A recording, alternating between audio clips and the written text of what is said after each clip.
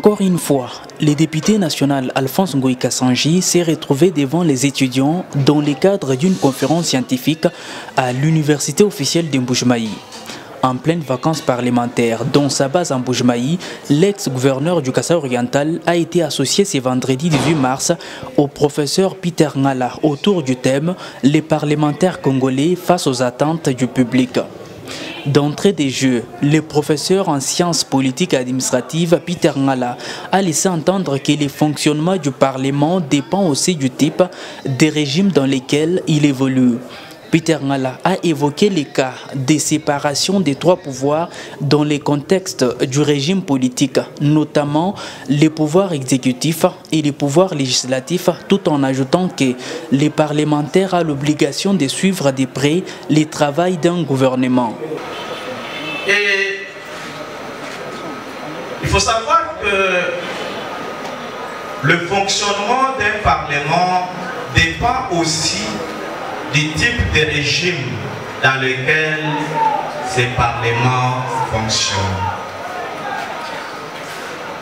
Nous pouvons dire que le pouvoir d'un député serait aussi fonction de ce que la Constitution lui reconnaît au regard du régime mis en exergue.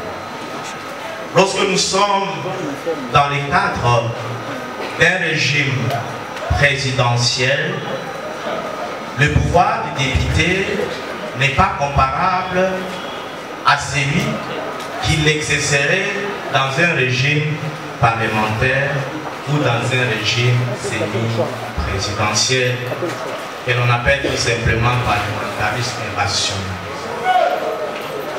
Alors, lorsque nous sommes dans le contexte du régime politique présidentiel, là nous constatons qu'il y a la séparation entre les trois pouvoirs traditionnels et surtout le pouvoir exécutif et le pouvoir législatif, du fait que le président est issu des élections ou des suffrages universels, différemment ou indépendamment du Parlement. Donc ce n'est pas le Parlement qui vote pour le président ou qui élit le président. Ce qui fait que le Parlement, qui est composé aussi des élus, se trouve en contrepoids du président et n'a pas le pouvoir de le faire tomber à son propre gré.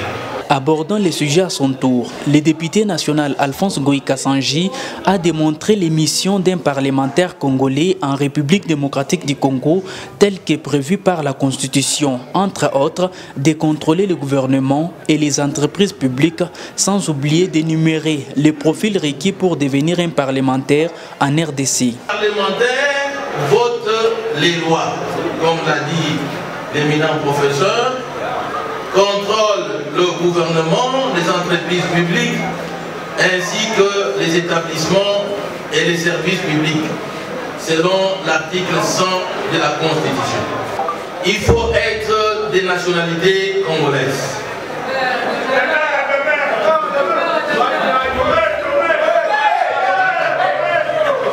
Être âgé de 25 ans au moins. Jouir de la plénitude des droits civils et politiques. Ne pas se trouver dans l'un des cas d'exclusion prévus par la loi électorale. C'est-à-dire, si tu es fonctionnaire, agent de l'administration publique, ne justifiant pas à la date limite du dépôt de la candidature la demande de mise en disponibilité. Les mandataires actifs dans les services et entreprises publiques ne peuvent pas être candidats, à moins d'avoir déposé votre mise en disponibilité. Quelle est la des prestations d'un parlementaire en République démocratique du Congo face aux attentes de la population. Au-delà du fait de voter les lois, le parlementaire peut mettre en cause la responsabilité du gouvernement par le vote d'une motion de censure et celle d'un membre du gouvernement par le vote d'une motion de défiance. Notez bien, ici est de signaler que dans certains cas, le parlementaire est buté aux obstacles quant à l'exercice du contrôle parlementaire. Certaines initiatives parlementaires sont bloquées par le bureau car ne se conformant pas à une certaine volonté politique. C'est là où peut-être je peux donner la réponse à la préoccupation de l'éminent professeur Peter Ngala, c'est qu'il a suivi le collègue dire qu'on nous paye pour rien parce que nous ne faisons rien.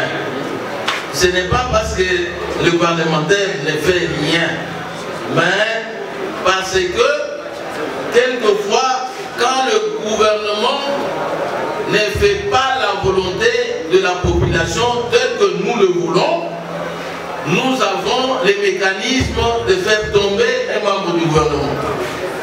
Je peux initier une interpellation, mais qui bute à un obstacle. Cet obstacle, c'est le bureau. Le bureau de l'Assemblée, notre Parlement est bicaméral, c'est-à-dire constitué de l'Assemblée nationale et du Sénat. Alors, j'initie, j'ai fait une initiative parlementaire pour inviter, comme je l'ai fait à l'Assemblée nationale, j'ai invité le ministre de l'économie nationale par rapport à la difficulté que les Congolais rencontrent. Les Congolais n'ont pas pour la plupart d'emploi. On vit en se débrouillant dans les petits commerces. Et malheureusement, ces petits commerces étaient exercés par les expatriés importateurs.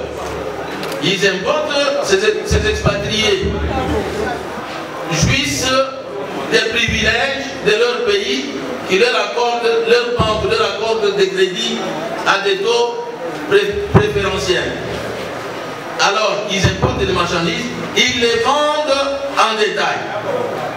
Que fera ce Congolais qui vit à travers ces petits commerces si on doit vendre même les guides par un importateur en détail? Alphonse Ngoï Kassanji rappelle aux étudiants la nécessité de compter sur la compétence avant d'élire un parlementaire. Ici, j'interpelle l'assistance pour dire que c'est le peuple qui donne le pouvoir à ses dirigeants. C'est vous qui élisez le président de la République,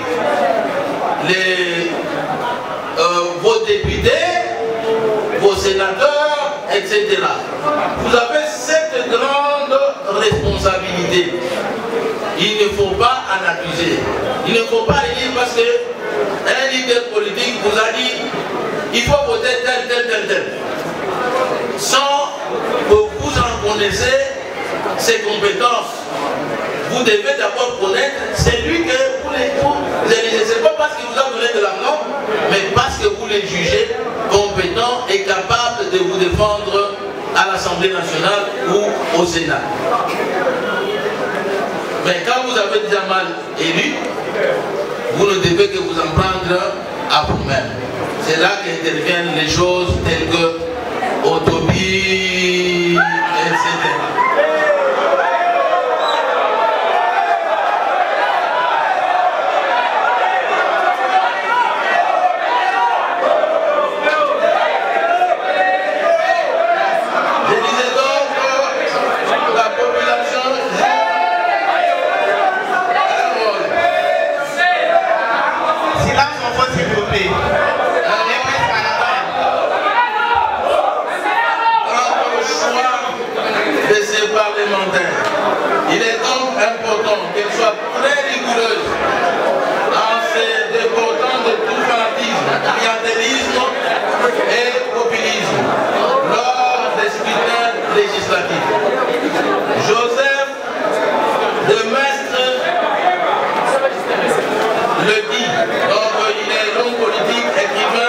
philosophe, il a dit ceci.